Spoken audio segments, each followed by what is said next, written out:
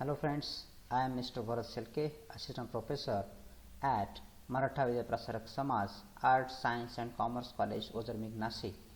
Today I am going to discuss some terminology used in volumetric analysis. We know that volumetric analysis is the important part of the analytical chemistry. Therefore, it is important to learn what is meant by volumetric analysis and which are the basic terms used in volumetric analysis. First, see the meaning of volumetric analysis. It is the measurement of the volume of the solution of a known concentration which is required to react with the analyte. That means there is one solution whose concentration is known and this is titrated with other solution whose concentration is unknown. So by measuring the volume of this known concentration solution, we can find out the concentration of unknown species. That is the simple meaning of volumetric analysis. See, there are two solutions. One solution having a known strength and known volume, other solution having unknown strength and known volume. When these solutions are titrated with each other, so by titrating it, we can find out the strength of unknown solution by measuring the volume of known strength solution. So that is the simple thing which is used in volumetric analysis. Then we are going to discuss some terminology used in volumetric analysis. First is standard solution, titrant, titration, end point, equivalence point, indicator, titration curves. These are the some terms used in volumetric analysis. Now see the one by one. First, the standard solution. The solution whose concentration is known is called as standard solution. That means its concentration is already known and it is used for the titration with other solutions to find out the concentration of other solutions. That is known as standard solution. There are two types of standard solutions. First one is primary standard, second one is secondary standard. See the meaning of primary standard. The solution whose concentration is known and which is used to find out the concentration of others, which is used to find out the standardization of secondary standard, that is called as primary standard. For example, sodium chloride and potassium dichromate, these substances are known to be the primary standard. Now secondary standard, the substance whose concentration is determined by titrating with primary standard, and now they are used to find out the concentration of unknown solutions. These substances or these solutions are called as secondary standard. For example, sodium hydroxide, potassium permanganate, these are known to be the secondary standard substances. Titrant, the standard solution which is added from burette to react with the analyte, that is called as titrant. Simply, the solution which is taken in burette, that is called as titrant. That means which is a standard solution whose concentration is known, whose volume is known, that is known as titrant. For example, in a titration, we are using silver nitrate. We are taking the silver nitrate, the standard solution whose concentration is known in burette, as well as potassium dichromate. So these are known as some titrants. Now titrant, the substance being titrated and whose concentration to be determined. That means the solution whose concentration is unknown and we are going to determine the concentration of that solution, that is known as titrant. And simply these solutions are always taken in conical flasks for the titration purpose to find out their concentration, and that is known as titrant. For example, any unknown solution whose concentration is not known and which is taken in a conical flask for the titration purpose to find out the amount of substance present, to find out the solution, that is called as titrant. Then titration, the process of adding the titrant into the analyte to find out the equivalence point, that is called as titration. So simply addition of titrant into the titrant, that means simply the addition of solution from burette into the conical flask with constant shaking. That process is known as titration. Example, the titration of HCl versus NaOH, the titration of silver nitrate versus sodium chloride. These are the simple titration examples.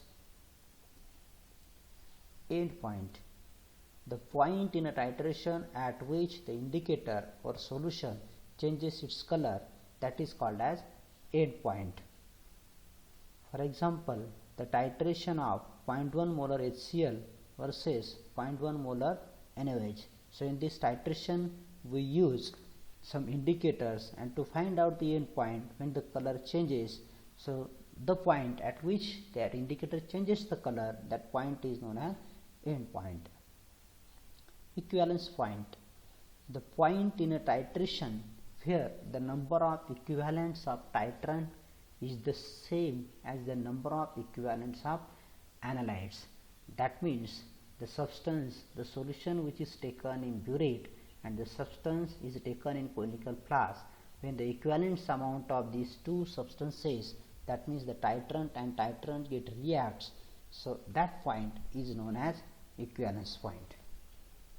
Now see the indicator. It is a chemical substance which changes its color in the presence of excess of titrant or analyte, that is called as indicator. For example, phenolphthalein and methyl red.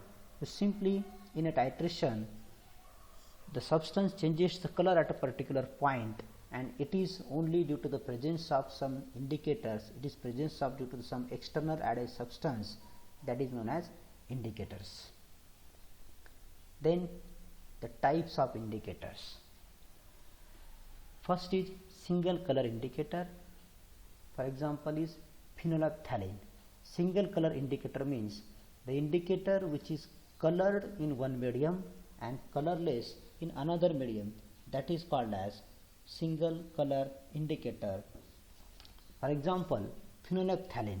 Phenolphthalein is colorless in acidic medium and which shows the red color in alkaline medium. That is the first example, that is the single color indicator. That means it gives the one color in one medium and in other color it is colorless. Second type of the indicator, that is the double color indicator. So double meaning means two, that means two colors are shown in between two different media. For example, the indicator methyl red, which is pink in acidic medium and yellow in basic medium, and therefore it is called as double color indicator. Now mixed indicators. So where the single color is unable to give the color at the end point, then two or more indicators are mixed together and used for the titration purpose to find out the end point, that is called as mixed indicator. Example is thymol blue and cresol red. These are the some mixed indicators. Then universal indicators. Again, when the mixed indicators as well as single color or double indicators are unable to give the color at the end point, then some mixture of indicators, more than two indicators, they can use for the titration purpose to find out the end point, that is called as universal indicator. That is the example, mixture of phenolphthalein, methyl red, methyl yellow and thymol blue. So this mixture gives the change in color of the solution at the end point. And again one more thing is that it changes the color at a different pH region. That means at a pH 2 it gives the different color, at a pH 4 again it gives different color. That means the pH region, pH transition range is different, color change is also different. That is the most advantage of this universal indicator. Now the classification of reactions in volumetric analysis. So there are four types of reactions in volumetric analysis. First one is neutralization reaction. Simply the reaction in which neutralized product is formed. For example, the titration of acid versus base, or titration of free acid with standard base, or titration of standard acid with free bases. The acid contains H plus ion, the base contains OH minus ion. So when they are titrated, they get react with each other and they form the neutral product water, and therefore it is known as neutralization reaction. Second, complex formation reaction. That means the reaction, the titration in which the complex molecule is formed, then it is called as complex formation reaction. For example, the silver ion titrated with cyanide ion, they form a complex of silver cyanide, so therefore it is known as complex formation reaction. Third one, precipitation reaction. So the titration or the reaction in which the precipitate is formed, that is called as precipitation titration or precipitation reaction. For example, again same, silver ion titrated with halide ions. So for example, silver nitrate is titrated with sodium chloride, then they forms a precipitate of silver halide, then that is the example of precipitation titration. And the last one, that is called as redox reaction. So the reaction in which the oxidizing agent and reducing agent is titrated with each other, and one is going to oxidize and another is going to reduce. So that reaction or that titration is called as redox reactions. So up to this point I am concluding some terminology used in volumetric analysis. In next video we are going to learn some new topics from the chemistry as well as from different parts of the chemistry, that is analytical or organic chemistry. So thank you so much for watching this video. Please like and share. Thank you.